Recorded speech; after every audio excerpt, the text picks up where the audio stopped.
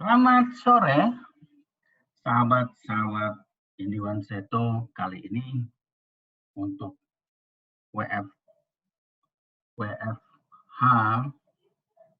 part 6, kita akan bicara tentang bagaimana kiat membuat buku ajar. Ya. Materi ini sebenarnya sudah lama saya berikan, tapi menurut saya bagus sekali untuk disampaikan, khususnya buat para dosen atau akademisi yang punya banyak waktu untuk menulis buku. Ya. Oke. Ya. Jadi bagaimana sih kiat menulis buku ajar?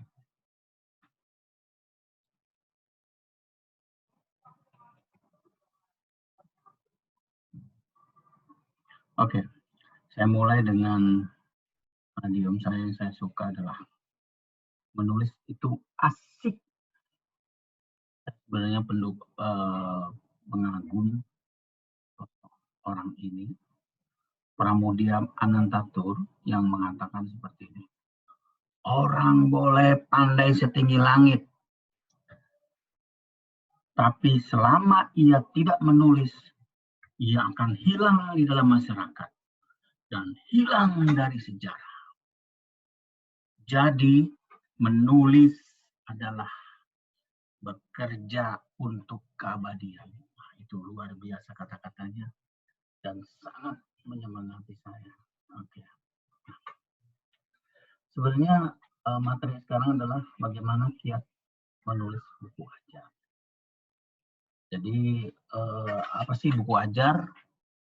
Buku ajar adalah buku pegangan untuk suatu mata kuliah yang ditulis dan disusun oleh pakar bidang terkait dan memenuhi kaidah buku teks yang diterbitkan secara resmi dan disebarluaskan. Yang kedua adalah buku teks atau buku referensi. Adalah suatu tulisan ilmiah dalam bentuk buku yang substansinya, pembahasannya fokus pada satu bidang ilmu. Buku teks ini membahas topik yang cukup luas di satu bidang ilmu. Urutan materi dan struktur buku teks disusun berdasarkan logika bidang ilmu. Diterbitkan secara resmi untuk dipasarkan. Disusun berdasarkan logika bidang ilmu itu kalau di kampus adalah sesuai dengan rancangan pembelajaran masing-masing mata kuliah. Oke. Jadi apa sih tujuan buku ajar? Berusaha menimbulkan minat baca. Justru dirancang ditulis untuk mahasiswa, menjelaskan tujuan instruksionalnya, dan dipergunakan oleh dosen dan mahasiswa dalam proses perkuliahan. Disusun berdasarkan pola belajar yang fleksibel, sistematis, dan terstruktur, berdasarkan kebutuhan mahasiswa dan kompetensi akhir yang ingin dicapai. Fokus pada pemberian kesempatan bagi mahasiswa untuk berlatih, ada rangkuman, gaya penulisannya komunikatif, dan ada umpan balik, juga mengakomodasi kesulitan belajar mahasiswa. Dalam setiap bab dijelaskan juga cara mempelajari bahan ajar tersebut. Sedangkan buku teks itu karakteristiknya adalah buku teks itu mengasumsikan minat dari pembaca. Untuk pembaca, misalnya untuk guru, dosen, mahasiswa, peneliti, atau umum. Kadang-kadang tidak menjelaskan tujuan instruksional dan dirancang untuk dipasarkan secara luas, sehingga judulnya pasti menarik. Disusun secara linear dan strukturnya berdasarkan logika bidang ilmu. Belum tentu ada latihan-latihan, belum tentu ada rangkuman. Gaya penulisannya naratif, narasi bercerita. Tidak komunikatif kadang-kadang dan padat. Tidak ada mekanisme mengumpulkan umpan balik dan tidak mengakomodasi kesulitan belajar dan tidak menjelaskan cara mempelajari bukunya. Itu beda yang mendasar antara buku ajar dan buku teks. Ya. Nah, pertanyaannya. Nah, kenapa dosen harus menulis buku? Strength-nya dulu ya, kekuatannya. Ada banyak keuntungan. Pertama, nama baik dari penilaian atasan. Dan kebutuhan dasar agar terus dikenang. Seperti pendapatnya Pramudia tadi. Kita akan mati, kita akan tinggal dihilang dari peredaran. Tapi selalu diingat adalah karya kita. Jadi walaupun kita sudah tidak ada, tapi karya kita ada, nah kita akan selalu dikenang. Dan untuk dosen itu semakin banyak buku, lalu banyak yang mengutip, citasinya banyak, nanti di Sinta Anda akan terkaget-kaget bahwa posisi Anda akan bagus. Ya. Sedangkan untuk kelemahannya, kadang dosen tuh punya rasa malas, ribet bikinnya, penerbitannya susah, perlu waktu, dan saingan ya, atau tantangannya adalah banyak saingan, banyak penulis buku yang sudah terkenal, banyak judul buku sejenis yang susah pemasarannya.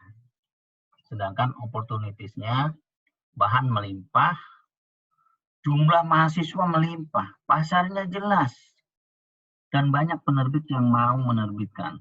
Itu keuntungannya.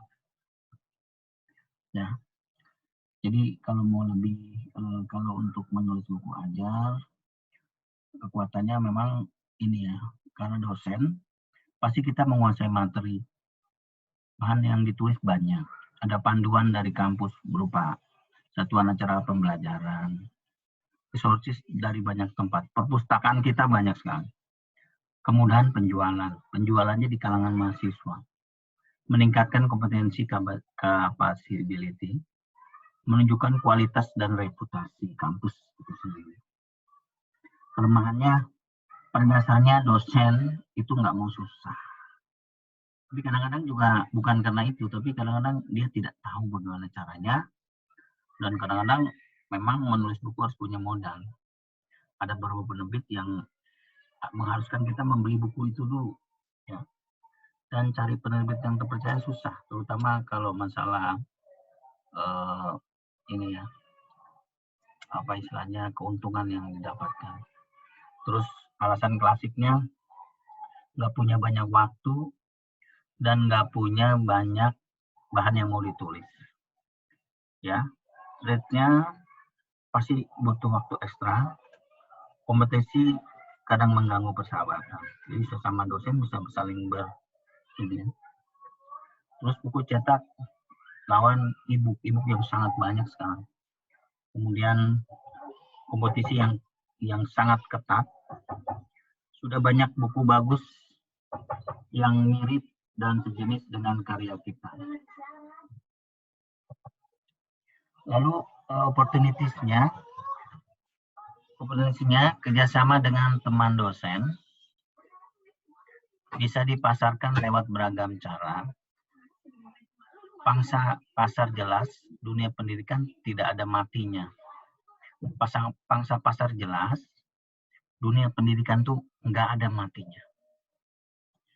Cara penerbitan buku yang tidak lagi ruwet, banyak penerbit baru yang memudahkan para calon penulis baru, ada jaringan penulis, dukungan asosiasi, ada ISKI, ada Astikom, dan sebagainya. Nah, bagaimana caranya? Ya, caranya adalah kita bagaimana mau memulai. Ya, oke. Yang pertama, kita mengumpulkan bahan. Setelah mengumpulkan bahan, kita membuat draft, baru bikin buku. Atau kita membaca satuan acara perkuliahan kita, baru bikin buku. Atau mencari info penerbit, apa yang dibutuhkan, baru bikin buku. Setelah itu mencetaknya. Membuat dan mencetak itu sesuatu yang berbeda. Ya, ini kalau mau dilihat ya. Jadi positif aktornya, strength, opportunity, ya. Kekuatannya banyak bahan, banyak mahasiswa, ada SAP. Opportunity-nya banyak bidang penulisan, pemasaran buku tak masalah.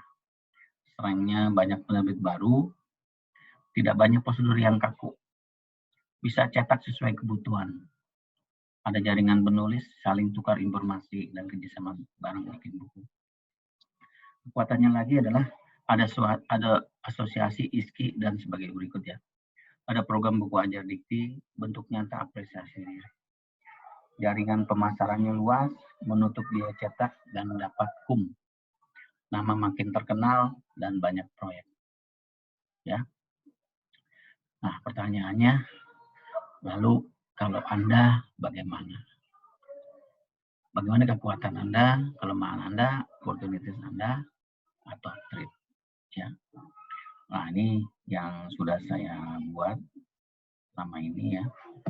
Dan saya cukup senang karena apa? Karena hampir semua buku saya desain covernya sendiri. Ya, memang ada norak kali ya, tapi saya puas sekali mendapat bisa membuat buku yang sesuai dengan keinginan saya. Nah, kemudian ini buku-buku saya sebenarnya dulu ada saya masukkan Litgen ya, tapi mungkin sekarang apa masih bisa dibuka atau enggak. Saya ada bukunya. Terus kemudian saya juga sempat jual di Bukalapak ya. Bukalapak sempat dijual. Nah, hati-hati bisa menular kemampuan Anda menulis buku. Ya. Nah, ini kebetulan anak saya. Oke. Kebetulan ini anak saya, anak yang paling bontot ya. Sejak dia SD sampai di SMP, sekarang dia udah kuliah di komunikasi Universitas Gajah Mada, kelas internasional. Dia sejak SD sampai SMP itu sudah menulis ada sekitar 9 atau 10 buku. Nah, jadi intinya adalah hati-hati. Buku itu kemampuan kita menulis buku itu bisa menular. Ya.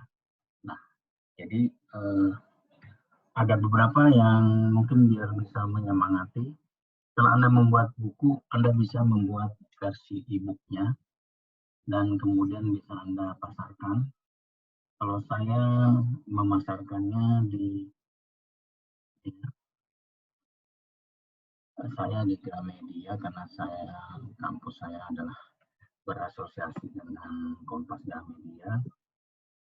Saya menjual buku saya di Gramedia Digital Nusantara ya. Jadi ada pengantar jurnalistik, media dan terorisme, semiotika komunikasi. Ini yang buku terbaru saya 2018. Semiotika komunikasi, aplikasi praktis bagi penelitian dan skripsi komunikasi. Ini merupakan buku teks yang berdasarkan dari dulu adalah hasil tesis saya waktu S2 di komunikasi UI. Lalu kemudian juga di Google Play. Google Playbook juga saya masukkan beberapa edisi e-book buku saya. Ya lumayan harganya. Jadi sebenarnya lumayan juga. Dan kita cuma sekali memberikan. Terus hasilnya akan selalu, kalau ada yang beli nanti langsung masuk di. Oke, teman-teman para dosen komunikasi dan dosen teman lain, silakan ayo kita bikin buku dan ciptakan sejarah kita, ciptakan keabadian kita. Oke, selamat berkarya. Adios.